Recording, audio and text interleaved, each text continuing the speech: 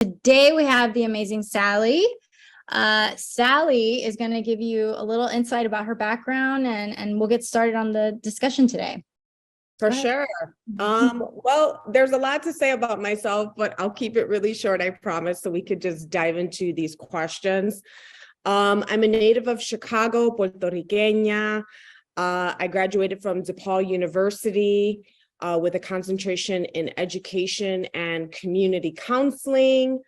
I've worked in a variety of different settings in education and nonprofits throughout my career. It's been wonderful. I've loved my journey. I've learned so much. And then COVID happened and I took a leap of faith and took a hard pivot and accepted an offer as VP of operations at a real estate firm. And then I took another pivot recently, lots of pivots. And today I'm embarking on establishing my own business. So lots of twists and turns for college students, right? So we'll talk about majors and minors and just your career development experience. So it goes to say that even though you want to become an engineer, for example, you just never know what opportunities are going to come your way. So yeah, let's dive into those questions, Natalie. All right. So I think what we should first focus on putting ourselves in the position of a high school student. You're in high school. What is it that you should be thinking about while you're in high school and you're having those thoughts of, I might want to go to college after this? What should they be thinking about? Yeah, well, that's a loaded question, right? So parents and students and school administrators all need to be working together. So this is like the most exciting time in any adolescent's life, because they're making some benchmark decisions for their life, for their journey, for their career. And it's all really, really important because it'll play a role as you go along your college experience. So I should say that the information that we're sharing today, I dabble into a little bit about the community college experience, but most of the information that I'm sharing is for the traditional student, right? The student that is embarking on a college experience for a four-year institution. So that journey looks different depending on what pathway that you take. But to answer your question, so here it is, parents. I like to recommend breaking the process down into 4 phases for each year. So freshman, sophomore, junior, senior year, there are certain things that you need to be doing and working on so that when you get to junior year, you're not totally stressed out and having to work a part-time job and balance your school load, because it's a lot. A lot of stuff is happening junior year. So what I recommend is breaking it into buckets. So like I said, so phase 1, it's really simple. Connect with your high school counselor and your advisor. That is your to-go person on campus at your institution or your high school. That person possesses a lot of information and probably has the answer to your question. For example, if you're interested in AP classes as a freshman, or if you're interested in dual enrollment, which means that you'll get credit while you're in high school that will transfer as a college credit. I know students that have entered into their freshman year with 10, 12 credits already because they were in a dual enrollment program. So these are all things that you need to ask your high school advisor from day one. Also in phase 1, you need to become familiar with your college and career center. Most high schools have a college and career center, and you want to become familiar with that. Talking to your family about what your goals are, about what your educational goals are. That's important because whether they've gone through the experience or not, they at least can encourage you and support you through that process and know that you are interested from getting from point A to point Z. So it's important that we have the support of our family. So it's important that you share that you are interested in going to the military, a vocational school, a four-year college, an Ivy League college. We'll talk about all those options later.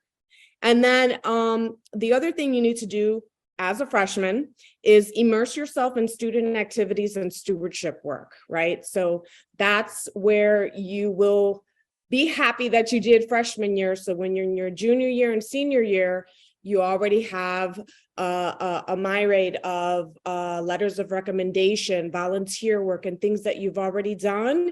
And again, you're not adding to the list of responsibilities. So that's what you'll do during freshman year. Phase 2 is really simple. You're going to take the Strengths Finder assessment to identify your strengths. So a lot of us as adults, we walk into careers that we have absolutely no idea what it's about, if we'll like it, if it actually possesses our talents and gifts. So the Strength Finder is one of many career assessments that high school students can take. It's a free assessment. Most career assessments are free online. So if you just Google career assessments, it'll give you a whole list. Myers-Briggs. I like the Strengths Finder. I also like Myers-Briggs. It's much more detailed and it goes into your personality. The Strengths Finder is specific for careers. And so the student's able to see where their talents lie. So taking the Strengths Finder is a really simple way to find out if this career might be an option for you or not. And then visit the website of colleges and universities that interest you.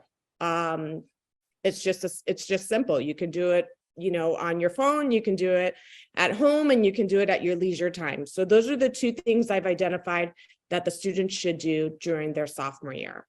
So we segue into your junior year, which is the most stressful year, right? Everyone's running around trying to figure out when's the test, the ACT, the prep, and the this and the that. And there's just so much happening junior year, and it goes by really, really fast. So parents and students, it's important that you plan ahead. Otherwise, if you're not breaking up these items that you have to do or should do, you're going to be really stressed out come junior year.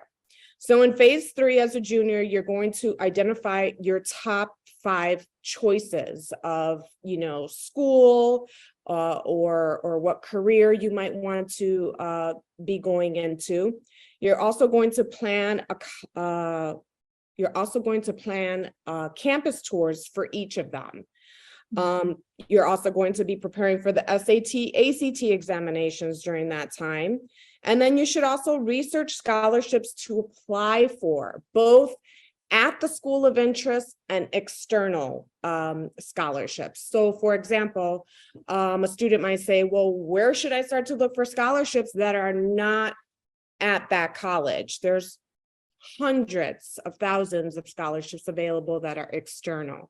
So one that I could think of really quick off the cuff is Café Butelo, right? So Café Butelo offers an annual scholarship for students. I think it's like $5,000 or $6,000 through the HACU Association, which is the Hispanic Association of Colleges and Universities, a website that everybody should know. So that's like an external scholarship that you can apply for if you meet the criteria, but you should definitely research which scholarships you want to target in advance. Develop a strong personal statement for scholarship applications and general admission. You will be required to write at least a 1 or 2 page letter expressing your interest in that school. Why do you want to come here? Why do we want to accept your admission and your application? This is also a space where you could get creative. It doesn't have to be a letter, right? It could be a video. It could be something funny. It could be a presentation, right? So some colleges will allow that. So I always say, be creative. If you really, really want into a school, you have to do your research and you have to go the extra mile. So that's during junior year. And